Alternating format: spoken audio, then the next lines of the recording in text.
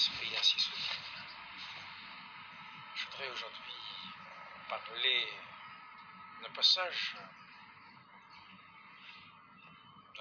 de l'Évangile, me servir plutôt d'un passage de l'Évangile pour parler d'une réalité importante que nous rappelle notre Seigneur, quand il nous dit de veiller,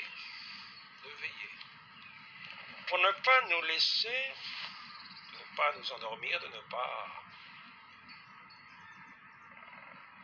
veiller pour éviter de nous laisser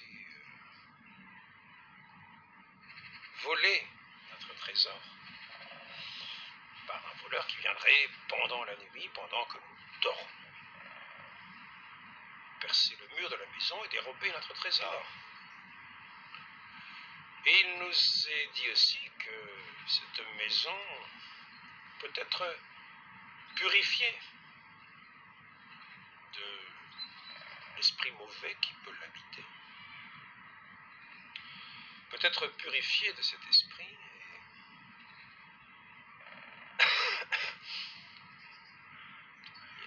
caméra à l'envers.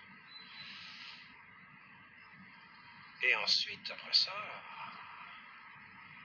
il s'agit de, quand la maison a été nettoyée, de ne pas la laisser envahir par sept démons plus forts que ceux qui étaient là précédemment. Ainsi, notre Seigneur nous rappelle ainsi la chose suivante. Là où est ton trésor, là aussi est ton cœur.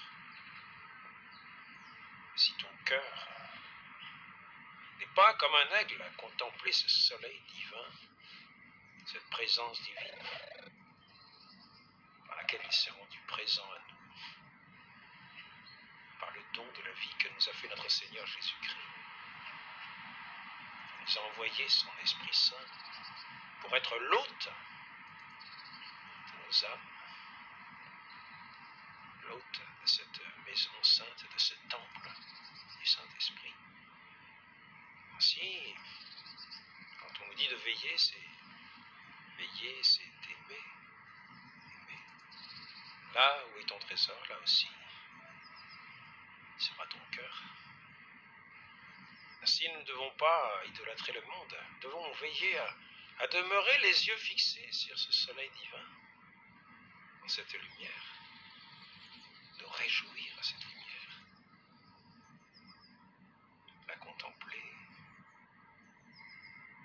lui donner toute la place intérieure, méditer, comme faisait la Vierge Marie, sur les paroles, sur la vie de Christ, son Fils, le Sauveur, la parole divine, le pain de vie. Il vient nous rassasier, il vient étancher notre soif, que nous goûtons comme ce sel de la sagesse, qu'il nous faut être aussi. Vous êtes le sel de la terre. Si le sel vient à s'affadir, si vous perdez le goût de ce sel, vous serez foulé aux pieds par le monde, vous serez piétiné. Et oui, il nous faut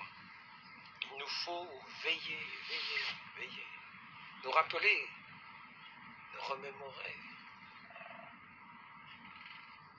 nous remettre en présence cette contemplation devant nos yeux de celui qui est notre trésor pour lequel nous avons tout quitté.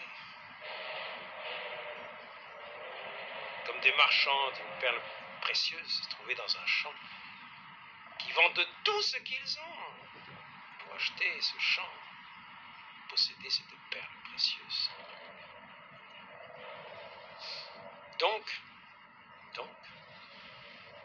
faisons très attention, car si nous ne veillons pas, si nous mettons à être dans les contemplations plaisirs du monde et des joies du monde. À ce moment-là, c'est l'occasion que saisira le voleur pour s'introduire et voler votre trésor. C'est l'occasion que saisiront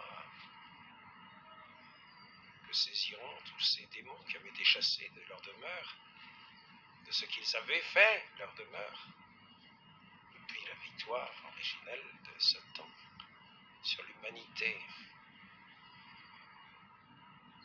Sa parole avait pénétré le cœur des hommes, chassé la parole de Dieu, cette présence de Dieu.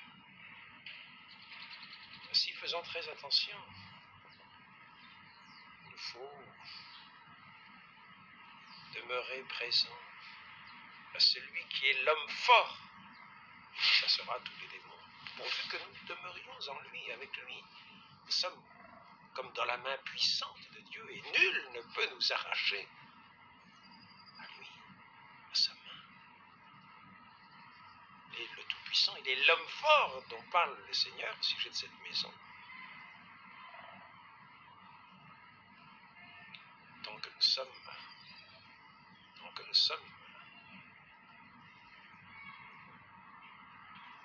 en présence de notre Dieu, non pas endormis, non pas indifférents à lui, tant que nous sommes dans sa présence. Il est l'homme fort qui dissipera tous les nuages, tous les ténèbres. Batterie faible, ce sera un très court entretien parce qu'il va bientôt falloir y mettre fin. Ainsi, nous demeurons dans cette présence, dans cette contemplation, principalement par la prière, et aussi par les bonnes œuvres, et aussi en rejetant les suggestions mauvaises qui montreront le prix que nous attacherons à notre Dieu.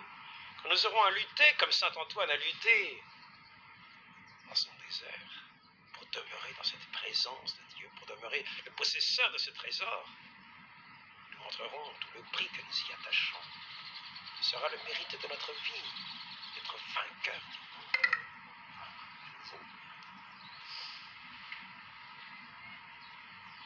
Donc, veillons et prions, c'est la recommandation de notre Seigneur. Là, nous serons ainsi. Nous serons dans cette maison comme dans ce temple divin, non pas dans ce sépulcre blanchi, plein d'ossements de mort, si nous nous endormons et si nous nous laissons envahir par toutes les suggestions mauvaises, par tous les démons du monde, par toutes les idolâtries du monde. Non, demeurons. Ne nous laissons pas maîtriser par ces esprits du monde, dans le Christ est vainqueur. Il a vaincu dans le désert. Et saint Antoine nous a montré l'exemple de ce combat. Nous fêtons aujourd'hui cette fête de saint Antoine, ce père de l'érémitisme, qui nous a montré cette façon de veiller.